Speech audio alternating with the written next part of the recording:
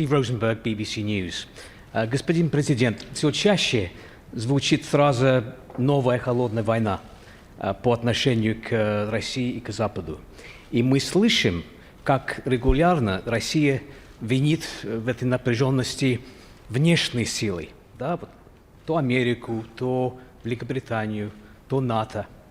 Но, находясь у власти 20 лет, вы не считаете, что вы несете хоть долю ответственности за плачевное состояние этих отношений, особенно на фоне действий России в последние годы, от аннексии Крыма до использования химического оружия на территории Великобритании, в городе Солсбери? Или нет? Или вот российские власти белые пушистые? И вот по поводу химоружия, вы читали доклад Bellingcat, который очень подробно и вот рассказывает и показывает, что за покушением на Алексея Навального стоит российское государство. Спасибо. Значит, по поводу покушения на вот известного нашего блогера я уже говорил. Могу только к этому добавить еще то, собственно говоря, о чем тоже неоднократно было сказано. Мы готовы к расследованию. Значит, если у кого-то есть данные о том, что применялось химическое оружие, в данном случае «Новичок» все время об этом говорят, мы вас просим, дайте нам, пожалуйста, эту информацию. Мы предложили, чтобы наши специалисты выехали на место и в Германию, и в Швецию, и во Францию, и вместе с коллегами на месте разбирались с этой проблемой. Или мы вас просим приехать к нам, привезти биологический материал и хотя бы дать нам официальное заключение. Стивен, вы можете мне объяснить, почему нам до сих пор, несмотря на многократные запросы Генеральной прокуратуры Российской Федерации, до сих пор даже официального заключения не дают?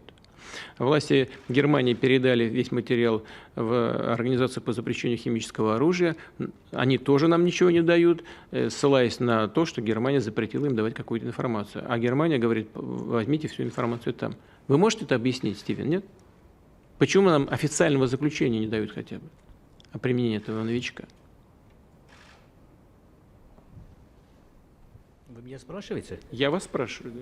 Но я журналист, я задаю вопрос, вы отвечаете. Хорошо, ладно, ну, вот... я приношу вам свои извинения, я продолжу ответ на ваш вопрос. Значит, хорошо, допустим, этот вопрос просто повис в воздухе. Ладно, значит, по поводу того, что мы, значит, белые и пушистые, если какая-нибудь чувствуем ли какую-то ответственность за то, что происходит. Я чувствую ответственность за то, что происходит с Россией, с ее народом.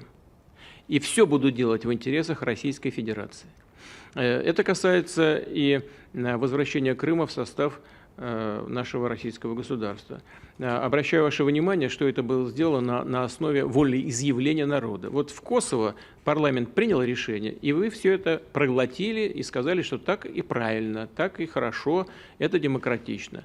В Крыму люди пришли на референдум, проголосовали, но вам почему-то это не нравится. Хочу напомнить, что демократия – это власть народа, и надо либо признавать это, либо тогда отказаться от этого термина вообще повсеместно. Вводятся определенные санкции в отношении крымчан. За что вы вводите против них санкции? Если это аннексия, то они не виноваты ни в чем. За что же их тогда наказывать? А если это не аннексия, а результат их голосования, тогда надо признать, что это демократия, и оставить их в покое, так же, как и претензии к России по поводу аннексии. Теперь по поводу того, что мы белые и пушистые. По сравнению с вами, да, так и есть. Мы белые и пушистые. Потому что мы пошли на то, чтобы освободить от определенного советского диктата те страны и народы, которые хотели развиваться самостоятельно.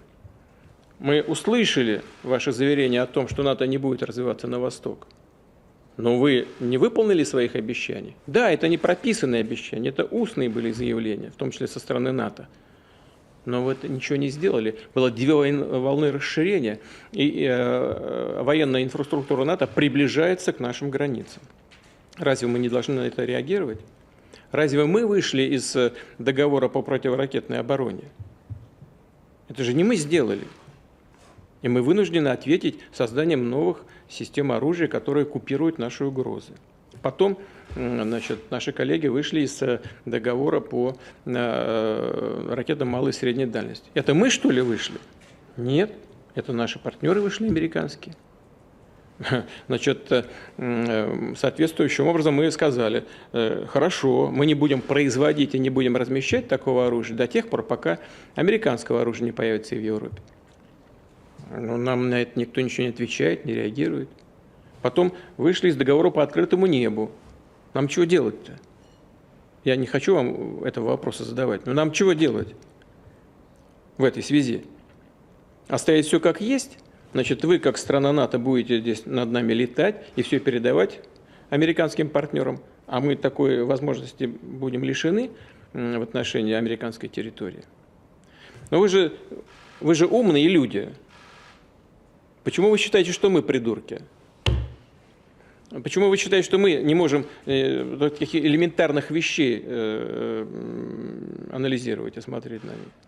Значит, да, есть и другие некоторые вопросы, которые вызывают нашу озабоченность. Мы на них, на эти вопросы вынуждены реагировать. Но при всем при этом, вот сейчас есть угроза еще и прекращения договора СНВ. Тогда вообще не останется никаких ограничений, связанных с гонкой вооружений. Вообще ничего не останется. А мы изначально призывали и призываем наших партнеров к тому, чтобы хотя бы на год продлить этот договор и в течение года вести субстантивные, как говорят дипломаты, переговоры по тому, что делать и как жить дальше. Мы понимаем, что возникли у России виды оружия, современные гиперзвуковые системы, которых нет ни у кого в мире. Мы отдаем себе в этом отчет, и мы же не против того, чтобы учитывать это обстоятельство. Но с нами до сих пор никто вообще на этот счет никак не разговаривает. Подобные системы разрабатываются, кстати, в европейских странах, в Великобритании, в тех же Соединенных Штатах. Но пока нет, да, мы понимаем это. Но мы же открыты для переговоров. Но с нами до сих пор пока никто не ведет никаких. Вот и ответьте себе на вопрос, кто белый пушистый, а кто такой вот колючий и агрессивный. Значит, у нас 2-3 базы базирования, причем на террористически опасных направлениях. Там в Кыргызстане, в Таджикистане, вот, в Сирии, у другой страны, я имею в виду Соединенные Штаты. По всему миру огромная сеть. У нас знаете, сколько военный бюджет? 46 миллиардов. В Великобритании больше намного. В США 770 миллиардов. Россия по военным расходам где-то на 6-е место. 6-е место в мире занимает. США, Китай, Саудовская Аравия, значит, Великобритания, Франция, Япония. Все впереди нас. Так кто белые пушистые, а кто агрессивные? Ну уж только не мы агрессивные. Если уж не пушистые, но, во всяком случае, такие весьма благообразные, настроенные на то, чтобы вести диалог и добиваться компромиссных решений. Хочется сказать словами кота Леопольда из одного из наших мультфильмов. Ребята, давайте жить дружно. Ребята, давайте жить дружно.